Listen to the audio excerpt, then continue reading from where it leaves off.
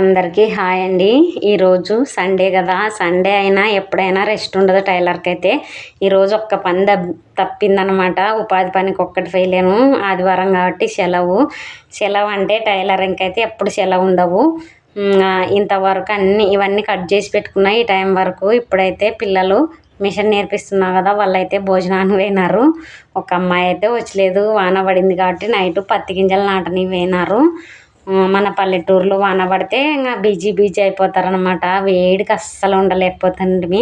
Happy అనిపిస్తుంది వాన వచ్చినందుకు. కొంచెం చల్లగా ఉందనమాట ఈ రేకుల కింద కాబట్టి. అసలుకి టైలరింగ్ పని ఊరు చేయలేము, కానీ తప్పదు. అందరికి టయానికి అబ్బియాల్సిందే. ఉపాధి పని చేసి వచ్చి ఎవరికి రోజు ఇన్ని లెక్క అని కుట్టేదాన్ని. ఈ రోజైతే పని వేది లేదు కాబట్టి ఇంకా పొద్దున్న నుంచే టైలరింగ్ మొదలు పెట్టేసినాను. అన్నీ కట్ చేసి పెట్టుకొని ఇప్పటికైతే ఒక బ్లౌజ్ కుట్టినా. ఇంకా వాళ్ళు అన్నం తిని వస్తలకి నాన్న తిని మళ్ళా స్టార్ట్ కావాల్సిందే.